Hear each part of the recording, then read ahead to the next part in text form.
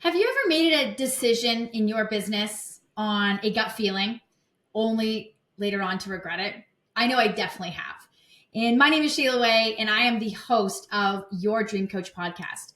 Now, on the flip side, have you ever felt paralyzed by emotions, that fear, doubt, excitement, only to find out later on that the facts told a very different story?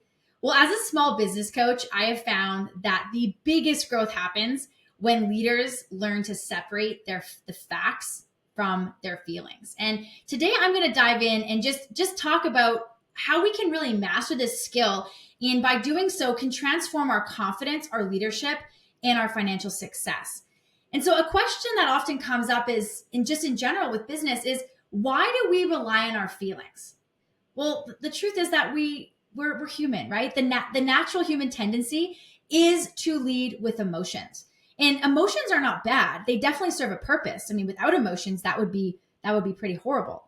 But they shouldn't drive decisions. And the difference between intuition versus reactivity, right, is there is a difference there. Is as an owner of a business and working with teams of all different sizes, we want to take a step back when we're making different changes in a business, because we're often very quick to feel our way into something versus looking at, well, what's the reality? And so as I coach people and I work with different businesses, I often will work someone, go through this exercise with someone where I say, hey, let's just take a step back. We actually don't have to make that decision right now. We know that we are working towards XYZ goal, but let's just sit with this for a second. What are the facts of XYZ decisions, and what are the feelings around that? I was actually working with a business owner earlier this week who had a fear of hiring another employee because they felt like they couldn't afford it. When the help is very much needed, their business has been growing month after month, but this business owner had this feeling around, well, the fear of like, well, are we able to afford it? What about other expenses? When really the facts, when we looked at it, was the fact is that there was too much of a workload for this person to continue down that path. And also the numbers prove that absolutely they could afford to take on another employee. And by doing so would allow this owner to take, a few things off their plate and allow them to actually even get more growth, more fulfillment in their business. And so regardless of where you're at, maybe you're an employee, you're a leader, you're a CEO, this is such a great tool to use when we're in that position of having to make a decision. Is we can do that with the things that are actual facts versus just those feelings that come up in that time. Because oftentimes when we're in a place where we have to make a decision, our emotions can take the best of us. And I know for myself as a leader and, leading teams for many years, that doesn't always prove to be the best, right?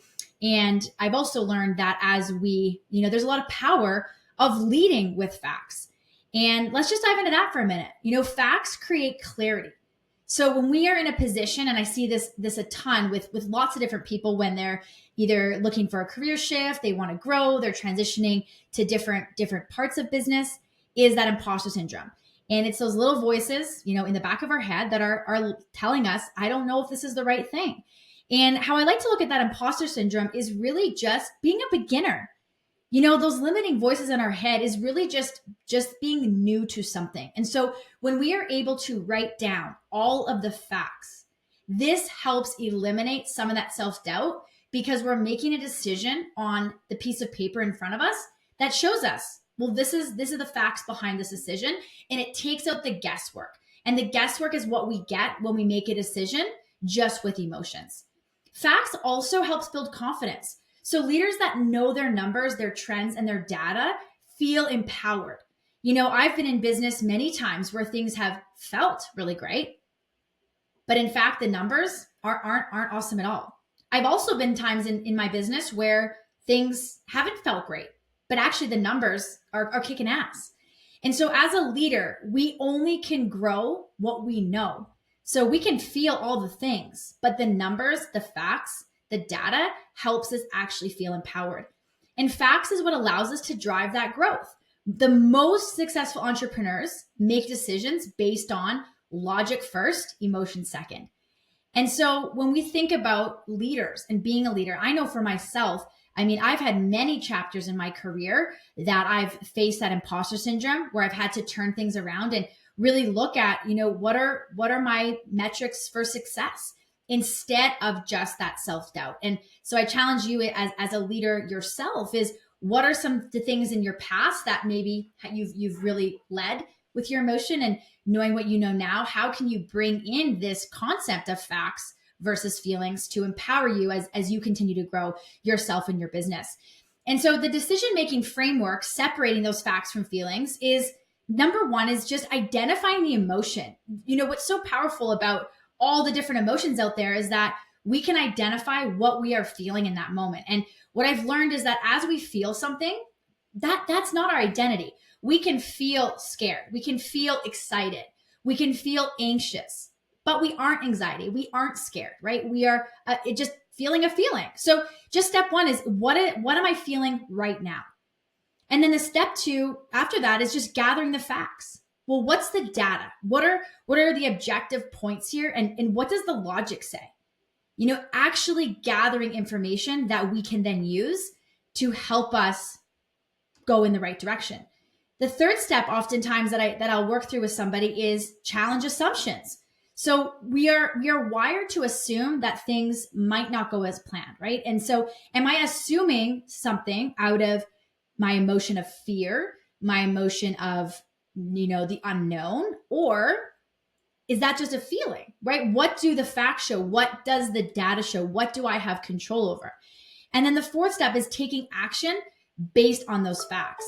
So I often say to people that what we know we can grow, and let's make up a plan that we do have control over. It's like that analogy of just taking a whole bunch of spaghetti and throwing it at the wall and seeing what sticks. That might feel like you're taking action, but it's not helping you actually control those results. So what's the next best logical step? And so oftentimes when I work with a company and their team or their leaders have a bit of hesitation, and maybe they're a little fearful to make a change, or they can't see that clear line, is, well, let's just take a step back and let's just see exactly where we are and what could be possible if we put in some systems and something that we can actually track and give ourselves a window of time to say, okay, if I was to do XYZ over these next even 3 months and I come up for air and I look back at that, then that way we can say, okay, this is growing, this is working, or hey, this was what we thought would happen, but we need to reevaluate our plan. And it's a lot more empowering to make a decision as a leader based on those facts versus, again, just our feelings. And so when we think about that real world applications for our business growth is really about how do we remove emotional biases that leads to stronger self-awareness and decision making. We have to continually be growing and being mindful of our personal growth, because how we react and how we overcome challenges is really a reflection of our personal growth. I was working with a client just a couple days ago who was in a leadership moment where a staff member really frustrated them. An employee really frustrated them. And he caught himself just saying, okay, I'll talk to you later, and ended that conversation. Later to realize, 10, 15 minutes later, was able to collect that thought and then re-engage with that employee and say, hey, and do that in a way from a growth perspective to allow him to lead from a place of awareness versus just emotions. And that really pulls into our growth as a leader. Professional leadership, right? How leaders who rely on facts can gain more trust from their employees. I could have an employee or someone that I'm working with that I really like, that's really likable, but they might not actually producing the results. So as a leader, with so many businesses I've worked with, is I really have helped them implement a system on, well, how do we not just track things as a leader ourselves, as potentially the CEO or the manager, but how do we help our staff also be aware of those benchmarks? And I see this, I work with a variety of different businesses, and this might seem like a very simple thing or something that's almost like a no-brainer. But I will tell you from my experience of working with so many different types of businesses, this is one of the most low-hanging pieces of fruit I see that is such a game changer when it comes to actually figuring out what is the main thing that our team needs to be aware of. And this all pulls into that financial success. So how financial decisions are made and we're doing this based on data, not fear, really allows us to lead to business scaling and, of course, being more profitable. And so when we lead with facts over feelings, if you can take one thing away from today's episode, let it be this: emotions have a place in business, but they should not be the CEO of your decision making. And when you start leading with facts, you gain confidence, clarity, and the power to grow personally, professionally, and financially. So what's one decision that you're currently struggling with? And you take a step back today and you ask yourself, am I looking at the facts or am I leading with feelings? So thanks again for listening to today's episodes. If you loved the episode, I'd appreciate if you could share that on your socials, and you can just tag Shayla Way Coaching. Thanks again for tuning in, and make it a great day.